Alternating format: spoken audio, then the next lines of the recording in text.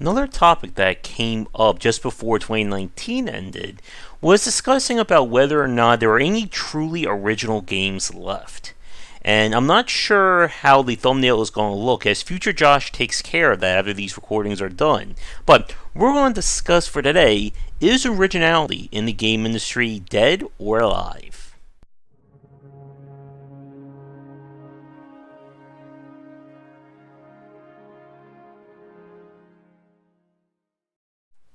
When it came to 2019, even looking at some of my all-time favorite games of that year, it came to this realization that a lot of the games that I played and enjoyed, and I'm sure for those of you watching and had your own lists, that they were built on pre-existing genres and gameplay loops.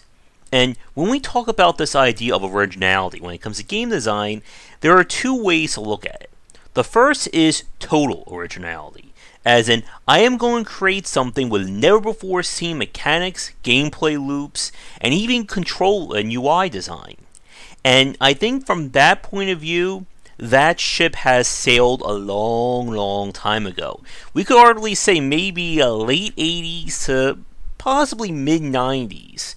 We kind of ran out of 100% original mechanics and systems. And the reason for that is very simple. When we talk about video games, just like with any medium, there's only so many ways to manipulate something based on the constraints of it. Again, we are dealing with similar gamepad and controller technology for decades now. And with an input system like that, there's only so many ways you can go with it. We saw some unique elements or partial originality with the arrival of gesture-based UIs or motion controls with the Wii, as well as with the use of virtual reality. The Oculus, the Ouya, Vive, and so on. But even with that said, when you're dealing with a platform that's built on player interaction or just consumer interaction, there's only so many ways you can manipulate something without, completely breaking and creating your own brand new UI. And as we've talked about, that kind of design ended in the early to mid thousands when gamepad functionality and the schemes themselves became standardized as a way to make it easier to design games. And even with the mechanics as well, when I spoke to various people about how certain games got together or how they began, they were just really basing it off of other games at that time and putting their own spin on it.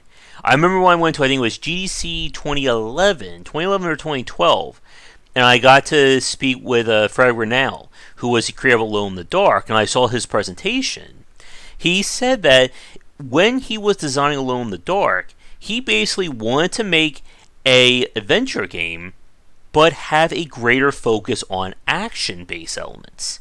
And combining action and adventure like that, we got survival horror.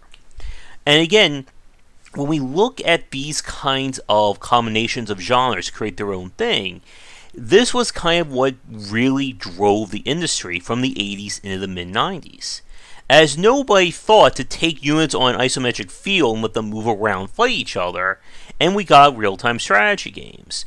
RPGs, adventures, XCOM, Star Control, we can just name classic games and just talk about their evolution.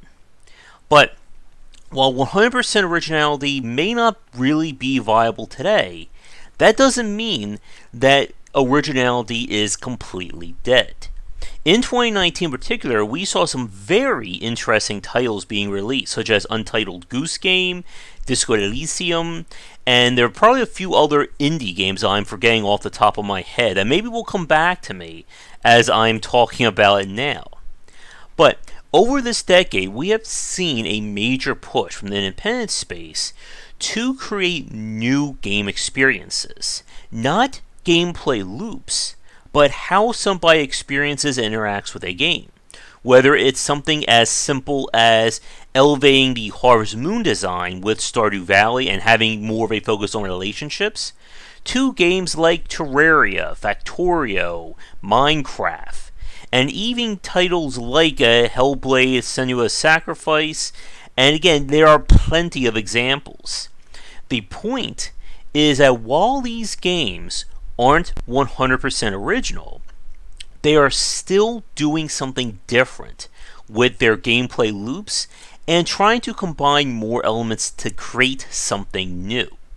One of the biggest examples of this that happened this past decade, was the greater introduction of RPG-based systems into action games. Lo and behold, we got the role-playing shooter with Borderlands, the leveling and progression curve in games like Destiny, Division, Call of Duty, Battlefield, pretty much any third or first person based shooter this past decade kind of grew thanks to having RPG systems. Another really good example, of course, trying to take kind of the sting and challenge of a roguelike, but do it in a handmade world, and we got Dark Souls, Demon Souls, and the Souls-like genre. The point, of course, is that I don't think we're ever going to run out of some level of originality when it comes to games. But that requires an understanding of the mechanics and systems at play. It is very easy, and it's a very big design trap, as we've talked about in previous videos, to just think that being original for the sake of originality will lead to an amazing game. And we have seen that with a lot, and I do mean a lot, of the indie games released this past decade, and most likely released in this decade as well. For those of you who've attended our monthly indie game spotlight streams, you have seen, I think, quite a few examples of that. And when we talk about games like this, there's an expression, I think we've said this before, that you need to understand something fully before you try to break it. Because if you break something without understanding it, you're not going to understand why that worked as it did. With a game like Slay the Spire in the corner there, I'm fairly certain the developers studied a lot of deck builders and roguelikes before they made their game. There's this tendency, I think, for a lot of people when they look at games that succeeded, to think the developer just, threw things against the wall and it somehow turned into a Picasso or a Rembrandt or insert another famous artist here. But it takes a lot of time and work to make something original. And not only make it original, but make it something that is playable. When we talked to William Cheer, who did Manifold Garden, that game may not be that complicated to play. It still took him 7 years to make it. We saw the evolution of games like Darkest Dungeon, Shovel Knight, and plenty of the other indie games that we've played and we had a chance to talk to their developers about. They spent years trying to get the game to be just that way. And a lot of them started out as just being like the game they were trying to emulate. As we've said before, many games or many game concepts start with this idea of, I like X, I'm going to try and make X. I mean, we've seen that, again, pick any indie game released in the last 15 years, and we can probably find that same inspiration. And as we always say, though, that inspiration is not the end goal. You never want to base out the goal of saying, I want to beat FTL at its own game, or Minecraft, or Factorio, or any other game out there. Because you don't want to be competing directly with somebody like that. And again, this is why so many developers go for these very out there ideas and try to do their own thing. One of my favorite games this past decade would be Duskers, a dirty tech roguelike where you're inputting basic programming commands to robot drones that you can't, see anything else in that space.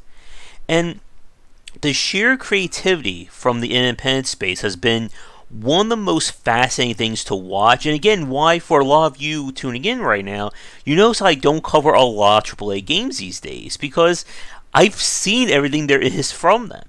And it's always great to see something new from the indies. Now, with that said, though, we're going to do our quick Patreon supporter and sponsor shout out now. And when we come back, I want to again go back to that idea of originality for originality's sake, and why even having a very unique and original and nobody's ever seen this idea before doesn't automatically mean it's going to be a bestseller. And now for a quick shout out to our current Game Wisdom supporters and sponsors. Going forward, all Patreon supporters will get early access to our videos. And if you'd like to continue this discussion on game design, be sure to check out our Discord channel, linked down below.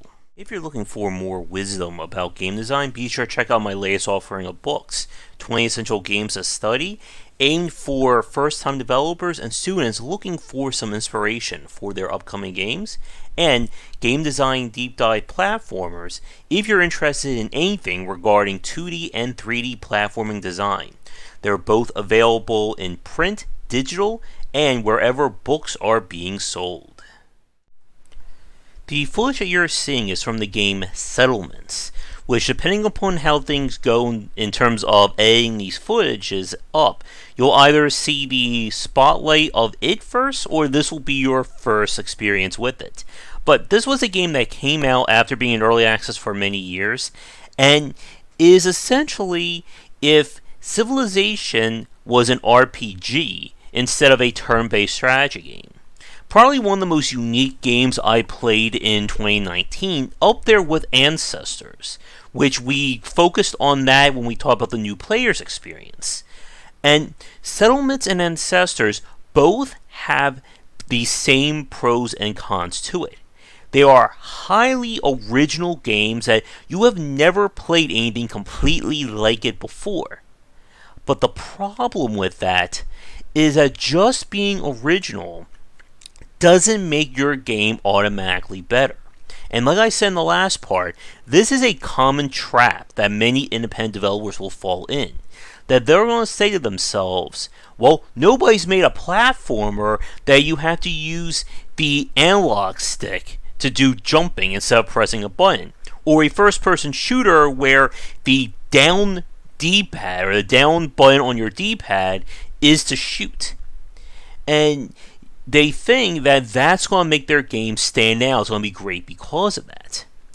But at the end of the day, originality has to be tempered with refining and iterating on your design loops.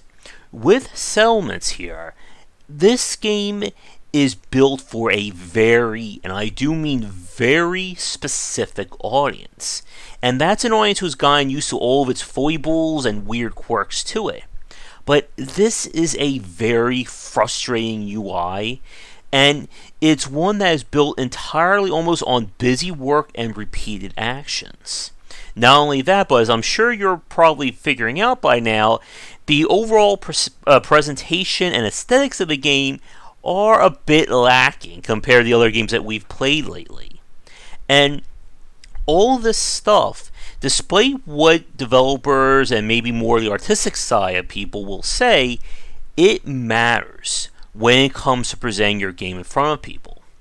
And I have played many games that are lacking when it comes to just the overall presentation. And in those cases, they are games that focus more on the originality rather than on the overall quality of their game.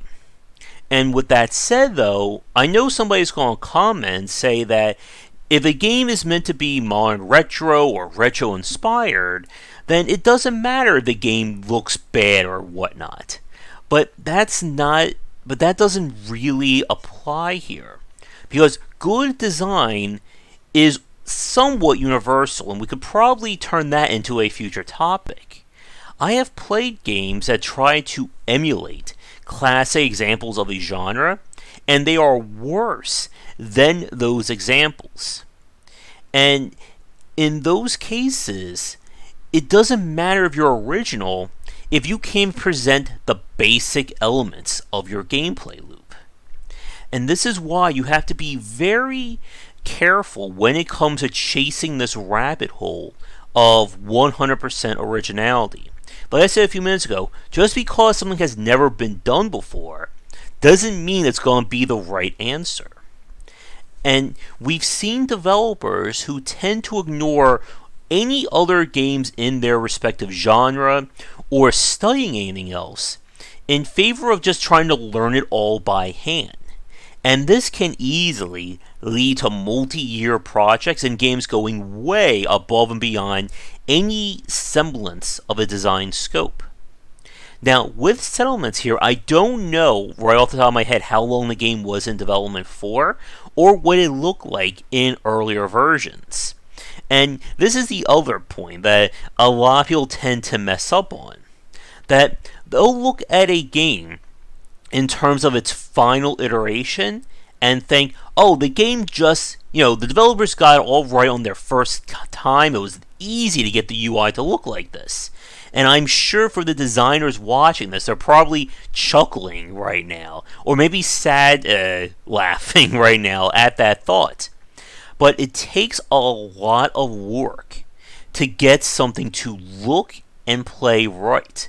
Whenever we have this discussion, I always go back to George Fan of Plants vs. Zombies fame and his amazing GDC talk about making Plants vs. Zombies so that anybody could play it and figure it out.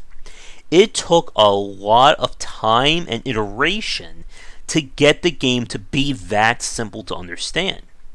And this, I think, is the kind of the crutch of this argument, that complexity is simple to do, simplicity is complicated to do. Or if Shark's watching, you have to be safely extreme with your UIs. And that, even though that may not sound like it makes sense, you can see right now with the footage that's running with Settlements, there's a lot of graphs and charts and just all this kind of UI information being thrown at the player. And a lot of it is really not necessary, or at least not fully necessary, to appreciate the game. And being able to distill your game down to the essential parts, what makes your gameplay loop work, what keeps it, or what elements you can get rid of, those are the hallmarks of a great designer. And one of the kind of like beauties and horrors that we've seen this past decade with early access is that many gamers have been given the chance to see behind the curtain and how an amalgamation of mechanics and screens and buttons and tooltips can evolve and iterate into something that is playable and enjoyable by a wide audience. I mean, you can even see that with the growth of Factorio over the past, I think it's been in development for like 70 years now, and how that's almost being finished. And I would bet that if we compared side by side the very first kind of, I guess it would be an alpha candidate of Factorio to where the game would be at 1.0, it's going to be completely different in terms of how everything looks. The same thing I could say about watching Godhood by Abbey Games. Now, over the course of several major early access updates, they completely rebuilt their game systems and progression. Now, with that said, though, it's important to understand that you don't want to be completely rebuilding your game systems, even if your game is in early access. As we've said before, you want to nail your core gameplay loop as early as possible, and then iterate and refine on that. If you're 5, 7, 10 years in development, you still don't know how your game is going to play, you have a very big problem, as we kind of saw with BioWare and Anthem last year. To begin to wrap things up, originality 100% is, I don't think that's really possible or feasible anymore. The game industry has grown and matured, and so has everyone who's been making games. 20, 30 years ago, the people who were making games didn't have a background growing up playing those games. Today, not so much.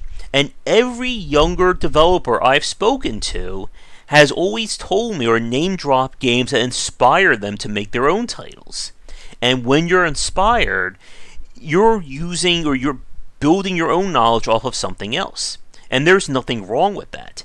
As we've said, that first step of, I like X, I want to make a game like X, has been the motivator for just about every indie developer imaginable. But it has led to games still having original elements to it by creating a unique game experience or taking mechanics and elements in a new direction.